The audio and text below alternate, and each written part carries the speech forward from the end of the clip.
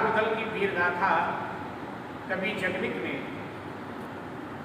अपने आलखंड में यथावत वर्णन किया है। कवि जगनिक ने आंखों देखी हाल का वर्णन किया है। आल्हा उदल स्वामी भक्त थे, ईश्वर भक्त थे, एक नारी व्रत थे, बड़े ही चरित्रवान थे और माँ भगवती के अनन्य निष्ठावान भक्त थे। आज भी तो आल्हा शक्तिपीठ मैहर में माँ शारदा की आराधना उपासना करने के लिए ब्रह्म मेला में आते हैं।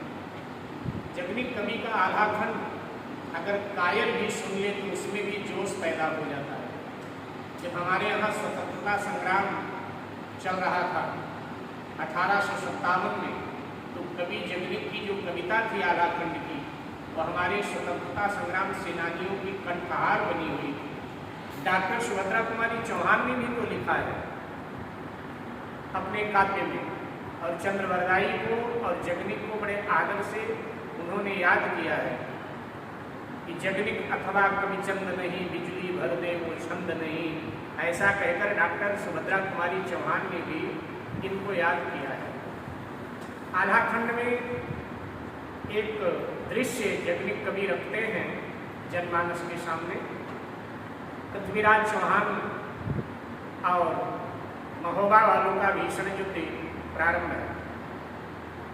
जब महोबा के सैनिक पीछे हटने लगे हैं तो उदल अपने प्रसिद्ध घोड़े मेरुल पर सवार है और सरार होकर के वो रणांगण में पहुंच गया है और पहुंच करके वो अपने सैनिकों को उत्तेजित कर रहा है। और उस समय का वर्णन करते हुए जगनिक कवि लिखते हैं कि मूर्छन मूर्छन नचे वेमुला, उदल कहे पुकार पुकार, नौकर चाकर को नाही हो, सब सग भैया लगो हमार।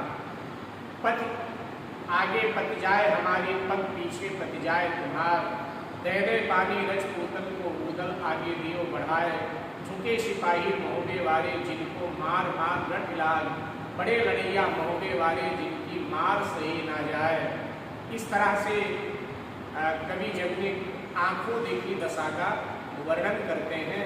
और फिर जब उदल ने अपने सैनिकों को ललकारा और जब महोबा की सेना आगे बढ़ी, दिल्ली की सेना पीछे हटने लगी पृथ्वीराज चौहान की, और जब उदल ने पृथ्वीराज चौहान पर भयानक वार किया, प्रचंड प्रहार किया, उस समय का वर्णन करते हुए जगनिक कवि लिखते हैं, बड़ा ही रोमांचकारी जगनिक कवि वर्णन करते हैं कि झुरमुट होगा दोनों दल में, झड़का झुरमुट होगा दोनों दल में, होने लगी करारी मार, इक्के मारे दुई मर जाए, तीसरे खौफ खाए मर जाए, कटकटी मुंड गिरे धरती पर, कुछ रुंड करें तलवार, भागत जावे दिल्ली वाले घेरे उन्हें महोबिया जान, हलचल मच गया है सेना में, भागे पृथ्वीराज चौहान।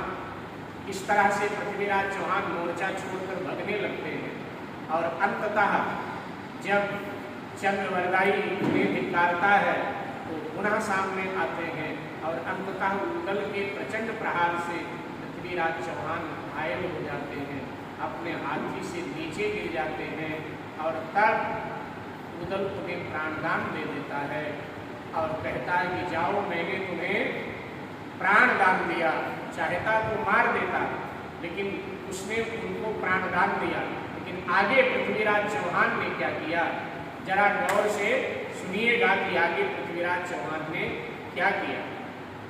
उसको मैं अभी कुछ क्षण बाद आपको उसी प्रसंग पर मैं आ रहा हूँ।